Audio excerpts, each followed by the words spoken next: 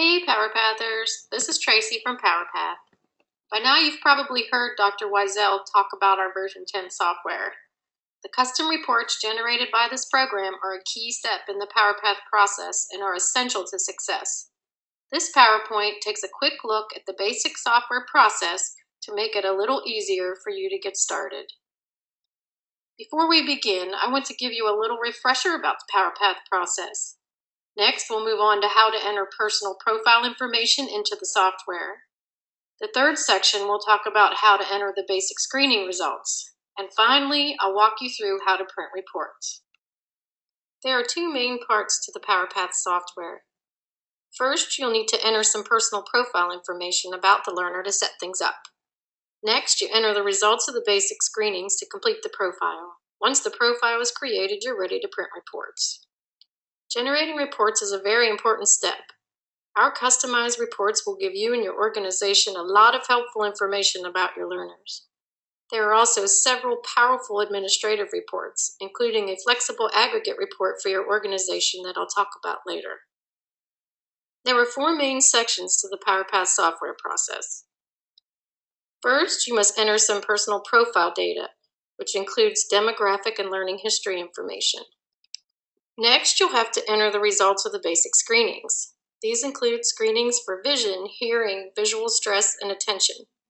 You will also be asked to enter a reading of single word score. Our customized individual reports give you a lot of information about the learner's strengths and challenges.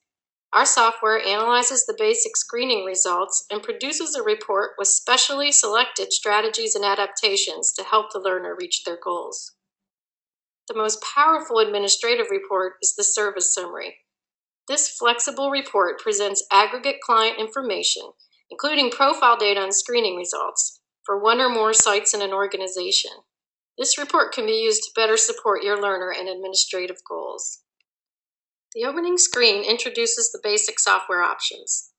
The main menu and upper toolbar buttons will help you access the basic software functions: client profile, individual reports, service sites and groups, and the service summary. The opening screen also shows the version number of your software. Specific version details appear when the cursor is rolled over the version number text. Your software licensing serial number is also on this screen. Here's a tip. Throughout each one of the software screens, you can find help by rolling over text and buttons to get more information about the selected instructions or features. The client pick list shows all of the learners in the system. It's the primary method for accessing client data and moving from section to section when you go through the process. A few notes about shortcuts for the pick list. Entering the first letter of a name into the client pick list or profile choices brings up the response beginning with that letter. We now also offer a choice of active or inactive clients. You can now categorize clients as active versus inactive for simplifying the client pick list. You can still access an inactive participant's information by selecting Show Inactive Clients or Show All from the pick list. Let's move on to adding profile data. The first step is to create a personal profile of your learner. Choose the Profile button. Then choose New or Edit from the lower toolbar. Enter a new name or select an existing client from the pick list on the left. Now you can enter profile data. There are 7 tabs. Fields in red are required. While we're on this step, there are a couple things that make it easier for you to enter profile data. One easy tip is that you can use the Tab key to move to the next field and to move through all of the profile pages. This is true for all data entry screens. Also, when entering address information, entering the zip code will automatically populate the city and states for you. When you're done entering data, choose your next step from the lower toolbar. Normally, this is the Basic button for entering basic screening results, the next step in the process. Let's move on to adding basic screening data to the profile. Select the participant from the client pick list or confirm that the correct record is highlighted.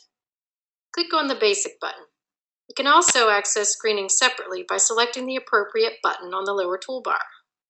Choose Add or Edit. Enter screening results in the appropriate fields. Remember, you can use the Tab key to move through the fields and pages for all of the basic screenings. When you're done entering data, Choose your next step from the lower toolbar. Normally, this is the Report button for printing the individual report, the next step in the process. There are a few things that could help you with the screening data entry process. For one, ranges for all screening responses are now shown for each screening question. Also, attention challenges and VSS data entry tabs have a new shortcut. If you hover over the Never response title, you'll have the choice to set all responses on the current tab to Never. Moving on to generating individual reports. To begin building the report, choose Reports. As always, select the participant from the client pick list or confirm that the correct record is highlighted. Our software has a really great option for reports. You can edit your report text in any or all sections before printing. This way you can remove, add to, or modify the base set of customized strategies and adaptations according to your needs. If you made changes to the report text, be sure to select Save. If you choose to use the base report and not make any edits, you can choose either Print or Close. To start the printing process, check the client name on the pick list. Click on the Print Reports button. You'll get a pop-up that lists each report section.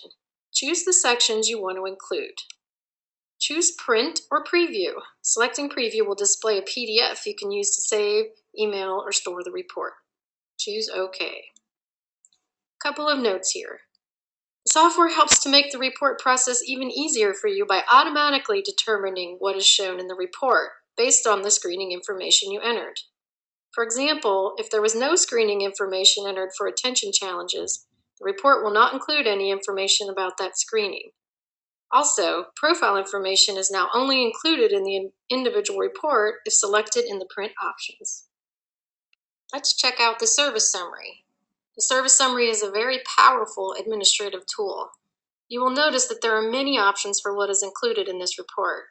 The report can also combine data from different sites into one service summary report. To generate and print the service summary, select the service summary on the upper menu or click on the service summary button on the lower toolbar. To determine what is included in this report, you'll need to follow the printing options from top to bottom of the printing pop-up. First, enter from and to dates for your report. The report will be generated for participants with an intake date falling between the dates entered. Select percent or frequency, depending on how you would like the aggregate data presented. Next, select the sections of the report you would like to include by checking or unchecking the ones you want to print. Select the groups or sites you would like included. Service summary can be generated for one or all of the sites listed. Remote site data can be imported and will be indicated in red. Select Print or Preview. Review your selections. Click OK. We have a couple of shortcuts here too. The service summary start date now defaults to the earliest intake date of the client data entered. Also, to help you ensure the accuracy of your service summary, the software automatically checks for required data that may be missing prior to printing. As you can see, there are also many effective tools in this software. You can check out your user's guide for detailed descriptions of each tool. I hope this simple overview of the PowerPath software version 10 helps you get started. As always, feel free to drop me a line at techsupport@powerpath.com. I'm happy to help.